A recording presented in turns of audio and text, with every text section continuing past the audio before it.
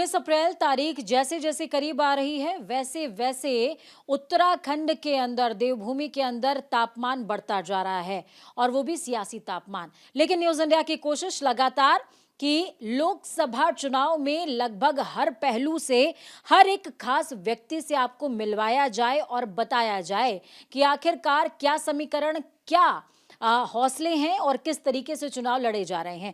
और इसी बातचीत को खास बनाने के लिए हमारे साथ करण महाराज जी हैं, प्रदेश अध्यक्ष हैं आप कांग्रेस पार्टी के। महाराज जी बहुत स्वागत न्यूज इंडिया पर आपका। स्वागत के साथ सवाल ये, कितना कॉन्फिडेंस है कांग्रेस को कि बीजेपी को हैट्रिक से आप रोक पाएंगे या नहीं रोक पाएंगे? निश्चित ही कॉन्फिडेंस है और कॉन्फिडेंस बढ़ा है लोगों के बीच में रहने से। और जैसे जैसे चुनाव नज़दीक आ रहा है वैसे वैसे कॉन्फिडेंस और बढ़ रहा है, क्योंकि जिस तरीके से स्वस्फूर्त लोग मिलने आ रहे हैं, जिस तरीके से हमारे कैंडिडेट्स के पास साधन नहीं है। रावण रथी विरथी रघुवीरा की जो एक पंक्ति है वो याद आ जा रही है। बिना साधनों के, बिना गाड़ियों की व्यवस्था के, बिना भोजन की व्यवस्था के लोग जिस तरीके से उमड़ रहे हैं हमारे कैंडिडेट्स के कार्यक्रमों में, उससे उम्मीद बढ़ी है। मुझे उम्मीद नहीं थी कि इतनी नाराज़ी लोगों को कुशासन को लेकर होगी। मुझे लगता था कि जो मुद्दे हैं इस समय जिनको वो हावी करना चाहते हैं, मैं नाम नहीं लूँगा, वो मुद्दों का असर नीचे नहीं दिखाई दे रहा। असर दिखाई दे रहा है तो अंकिता भंडारी के मर्डर केस का, उसके वीआईपी के नाम का उजागर नहीं होने का। 9 हिमालय राज्यों में उत्तराखंड पहले नंबर पे है महिला अपराध में। ये हम नहीं कह रहे, एनसीआरबी की रिपोर्ट करे, उसको आम पब्लिक जब कह रहे तो मुझे आश्चर्य हो रहा है कि कब इन्होंने इतना कर लिया। मणिपुर की घटना को देखकर एक बेटी कुश्ती छोड़ दे रही है और प्रधानमंत्री को फ़र्क नहीं पड़ा। उसके लिए इम्पोर्टेंट उसका सांसद है।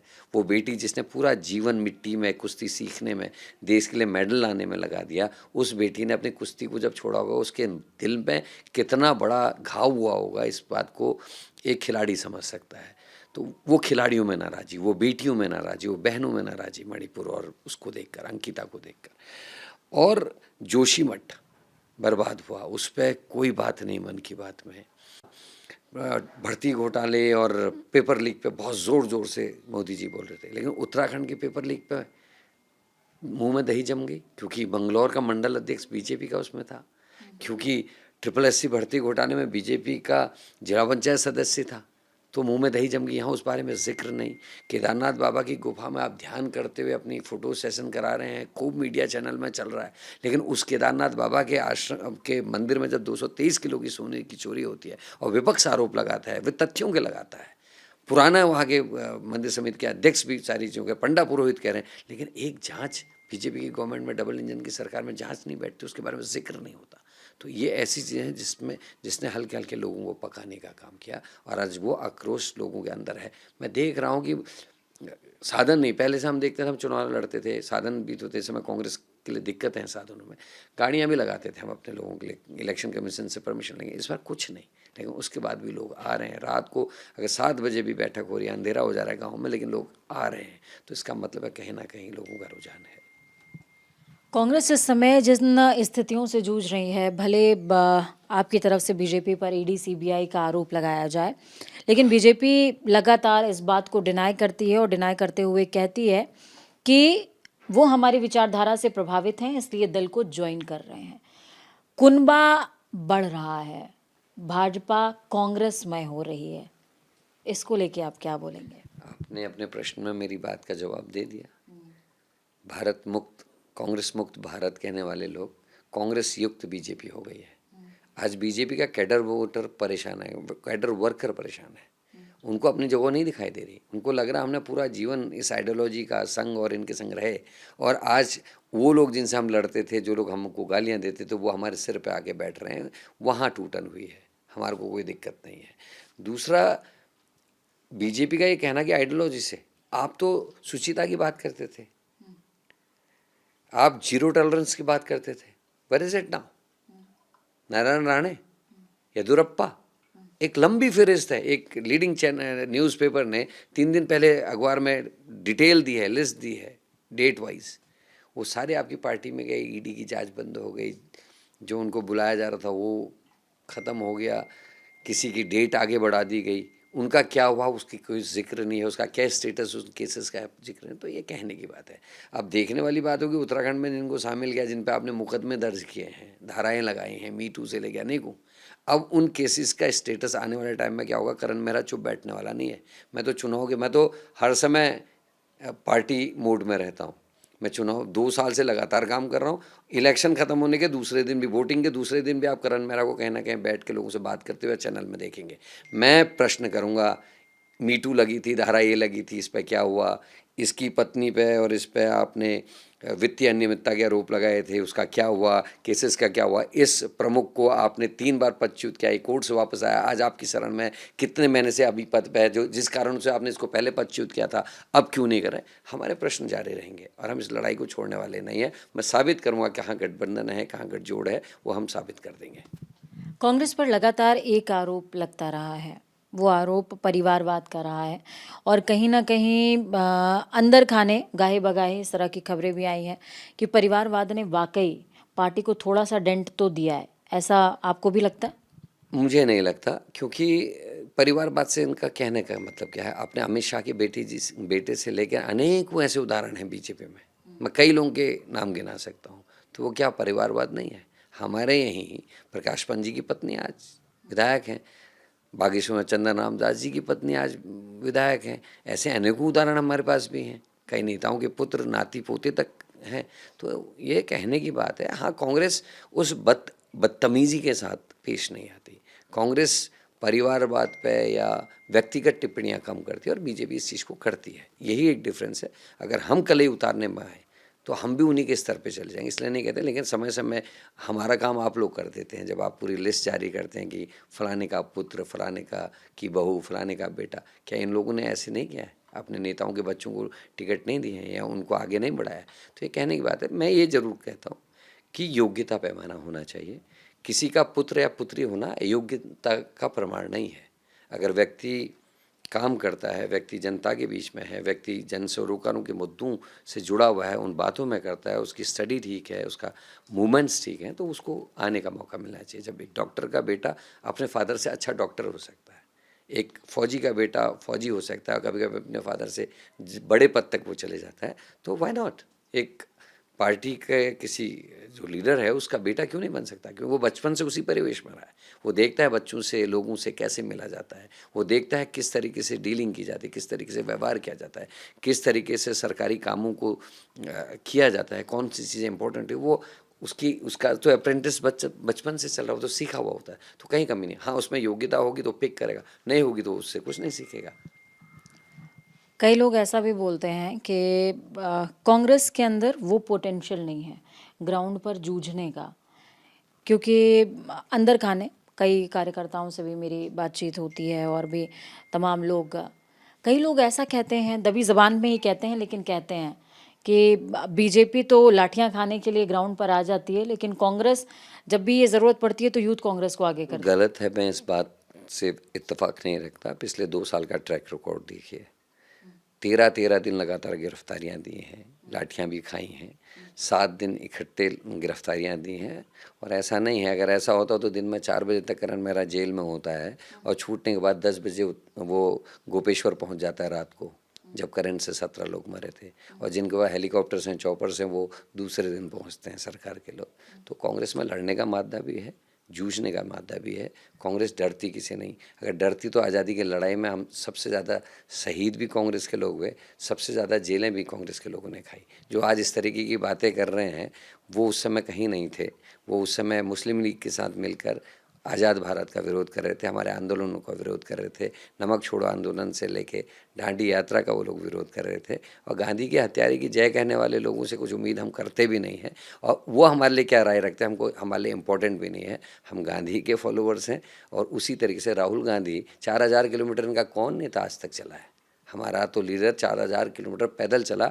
और उसकी मनोभावना देखिए, उस माँ की मनोभावना देखिए जिसके पति के टुकड़े घर आए हों, बम से उड़ा दिया गया हो, उसके बाद भी अपने कलेजी के टुकड़े के इकलौते पुत्र को लोगों के बीच में भेज रहा है कि नफ़रत की दुकान हटाने के लिए। तो जा बेटा, लग हिंदुस्तान के लिए, और हिंदुस्तान के आवाम में जो गंगा जमनी तहजीब है इसको बचाने का काम कर। और वो लड़का निकलता है बिना डरे हुए, बिना भय के। वो लोगों के हज़ारों की भीड़ों में वो अकेले बीच में घुसते हुए जा रहा है। उसको ये डर नहीं कि कोई फिर से ऐसा आ जाएगा जो बम के साथ उसको उड़ा सकता है। उसके बावजूद निकला। इस चीज़ को बीजेपी नहीं समझ सकती उनके, क्योंकि लोगों ने माफ़ी मांगी है। जेलों से बाहर आने के लिए। उनके लोग कोई फांसी में नहीं लटके हैं। अगर उन्होंने कोई काम ऐसा वाला किया है तो यही किया है कि गांधी को गोली मारने वाले की जय जयकार की है और गांधी को मारने वाले को उन्होंने डिफेंड किया है। शहीदी का जिक्र आप कर रहे हैं। इस समय मौजूदा समय में INDIA गठबंधन लोकसभा चुनाव आप उसके साथ में लड़ रहे हैं, लेकिन हर फ्रंट पे लीडिंग पार्टी होने के बावजूद भी कांग्रेस हर जगह लगभग राज्य दर राज्य, मेरा इशारा आप समझ रहे हैं, राज्य दर राज्य सेक्रीफाइसिंग मोड में है। उसका रीज़न आपको क्या समझ में आता है, क्योंकि सियासत का लंबा अनुभव आपके पास भी है? देखिए, मैं ये मानता हूँ कि कांग्रेस एक रिस्पॉन्सिबल पार्टी है और रिस्पॉन्सिबल पार्टी होने की वजह से कांग्रेस इस मोड में है जिसका आप जिक्र कर रहे हैं। मेरे लिए समय संविधान को बचाना, अभिव्यक्ति की आज़ादी को बचाना, देश की इकोनॉमी को बचाना, देश की सीमाओं को और देश की फ़ौज के जो स्टेटस है उसको बचाना, अपनी बेटियों को बचाना, किसानों को बचाना ज़्यादा इम्पोर्टेंट है। और उसके लिए ज़रूरी है कि जो सत्ता में इस समय है, जिसने 10 साल में ऑपरेशन लोटस के तहत 9 जनता के द्वारा चुनी गई सरकारों को गिराने का काम किया है, जो बेजा इस्तेमाल करा है ED, CBI, NSA, NSC का, उन लोगों से देश को बचाना पहली प्राथमिकता है। नहीं तो 100 महिलाएं, 2 महिलाओं को आपने दिखाया टीवी में निर्वस्त्र घूमते हुए, और मुख्यमंत्री ने बेशर्मी से आके बीजेपी के ये कहा कि वो तो 100 से ज़्यादा केसेस हैं, तो उसका इस्तीफा मांगना चाहिए था प्रधानमंत्री को। चुनावी सभाओं के लिए वो हर स्टेट में जा रहे हैं।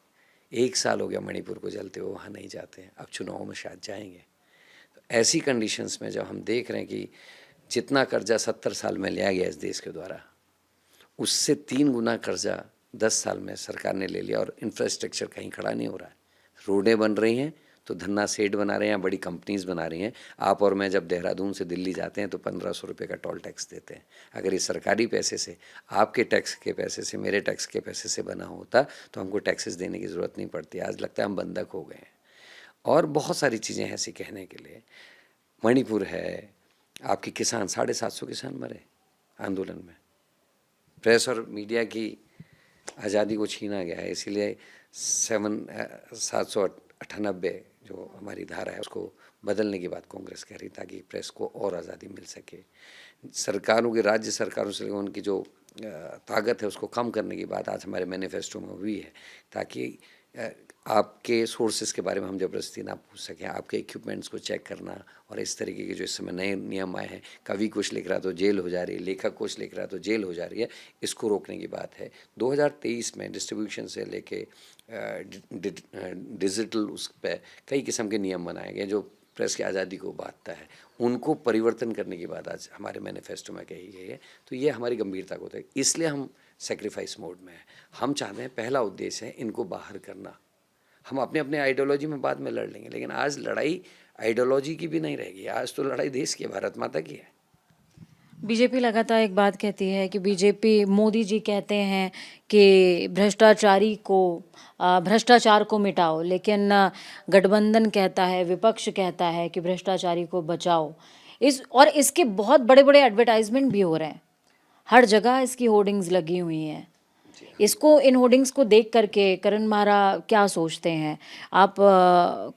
कांग्रेस को आपने, यात्रा को भी बहुत करीब से देखा है आपने, आप कांग्रेस में बहुत लंबे समय से हैं। इन होर्डिंग्स को देख करके क्या लगता है आपको? मुझे लगता है कि ये छिड़ाने वाली कार्रवाई बीजेपी कर रही है, जिससे हमको मदद हो रही है। पढ़े लिखे लोग आकलन करने लगे हैं। अब वो हिंदुस्तान नहीं है कि आपने धार लगाई ऐसे करके और लोग एक तरफ को बह गए। लोग आकलन करते हैं, एसेस करते हैं। हाँ, कुछ चीज़ों में देरी हो रही है। कुछ चीज़ों में मेरे लिए चिंता यह है कि जब अंकिता का मामला हुआ, लोग घरों से नहीं निकले। जो लड़कियां अच्छे दिन की बात कर रही थी, महंगाई कम करने की बात करके घर घर जा रही थी, अंकिता के टाइम में कोई बाहर नहीं निकला। ये चिंता का विषय है। ममता मर गई है। हमारी जो एक सॉफ्टनेस होती है अंदर की, जो एकदम से भावुक हो जाती है चीज़ों को देख, वो मर गई है। जिस समय मणिपुर की घटना घटी, मुझे लग रहा था कि देश की सारी महिलाएं बाहर निकल आएंगी, वो बात करेंगी न्याय की। Just like Nirbhaya. मुझे लगा निर्भया क्यों, मैं वही कह रहा हूँ। फ़र्क कहाँ है कि जब निर्भया मरती है, गवर्नमेंट किसकी थी और इलेक्शन का टाइम था, सब बाहर निकले, अपनी DP ब्लैक की या कैंडल जलाई। लेकिन अंकिता के केस में, मणिपुर के केस में नोबडी वाज देयर, क्योंकि इलेक्शन नहीं था उस समय। और दुख इस बात का है कि देखिए कांग्रेस और संगठनों में महिलाएं उतनी बाहर नहीं निकलती हैं, ये हमारा एक अपना प्रैक्टिकल अनुभव है, बहुत कम है। लेकिन बीजेपी के पास तो कई संगठन हैं महिलाओं के, दुर्गा वाहिनी, महिला मोर्चा, अलग अलग, और वो बहुत प्रखरता से प्रचार भी करती हैं। लेकिन मुझे लगता था कि महिलाएं, इनके अंदर कहीं दिल होता है, ये माँ भी हैं, ये बहन भी हैं, बेटी भी, इनको फ़र्क पड़ता होगा। और मैं उम्मीद कर रहा था कि जब अंकिता मरी तो ये सब बाहर निकलेंगे, बट कोई नहीं निकला। और एक महिला निकली, मैं उनका नाम भूल रहा हूँ, ऋषिकेश की महिला है, वो आप लोगों के मीडिया चैनल्स में भी है, और उसने उसकी न्याय की बात है, उसको दूसरे दिन पार्टी से निकाल दिया। ये हिम्मत कहाँ से आई पार्टी के अंदर, ये हिम्मत कि एक महिला एक बेटी की न्याय की बात कर रही है, उसको पार्टी से बाहर कर दे। आखिर ऐसा क्या दबाव था? उसने यही तो कहा वीआईपी कौन है उसका पता चलना चाहिए। तो इसका मतलब वीआईपी कहीं ना कहीं है, दाल में कुछ काला है कि आपको इतना बुरा लग गया कि उस महिला को बाहर कर दिया। और उसकी साथी महिलाओं ने, जो उसके मोर्चे की महिलाएं थी, वो चुप रहीं। ये संवेदनशीलता का ख़त्म होना है, जो भारत के लिए बहुत खतरनाक है। रही होर्डिंग्स की बात, तो पढ़े लिखे लोग आकलन करेंगे, मुझे भरोसा है कि देश में हो क्या रहा है और असली में दिखाया क्या जा रहा है, ये तो सब समझ रहे हैं। नारायण राणे पर क्यों नहीं केस आज हो रहा है, क्यों येदियुरप्पा बाहर हैं, ऐसे कितने अधिकारी और कितने लोग हैं ऐसे, वो कहाँ हैं, वेयर आर दे, क्यों नहीं कार्रवाई हो रही है? 2019 का आंकड़ा 50, 14 का। लेकिन 14 का भी सेम रहा। अब 24 में क्या रहने की उम्मीद है? देखिए, हम लोग बहुत अच्छी तरह से लड़ रहे हैं चुनाव। आकलन केवल जीत हार से नहीं होता, वोट परसेंटेज में कितना सुधार हुआ, जीते कितने, इस पे भी होता है। और ये केवल बीजेपी और कांग्रेस की वजह से नहीं होता, कभी कभी आपके सिलेक्शन ऑफ टिकट्स पे भी होता है, वर्कर्स को दिए जाने साधनों पे भी होता है। इस समय कांग्रेस के पास साधनों की बहुत ज़्यादा कमी है, कैंडिडेट्स बहुत परेशान हैं, क्योंकि साधन तो चाहिए। जब आप 14 विधानसभाओं में, और वो भी खासकर पहाड़ी टोपोग्राफी में घूमते हैं, यू नीड समथिंग टू, लेकिन वो चीज़ों की कमी है। लेकिन उसके बावजूद भी मुझे भरोसा है कि जनता जिस तरीके से अपने हाथों में इस इलेक्शन को लेकर, रिजल्ट्स कुछ भी आ सकते हैं, अच्छे आएंगे। तो ये थे करण महाराज, जिनको आप सुन रहे थे, जिन्होंने साफ तौर पर बात को ऐसा मोड़ दिया है कि शायद मोड़ बदल जाए चुनाव का भी, और कहा है कि जिस तरीके से मुद्दों को जनता हाथों में ले रही है, सराखों पर ले रही है, हो सकता है कि नतीजे कुछ भी आ जाएं और वो आपको चौंका भी सकते हैं।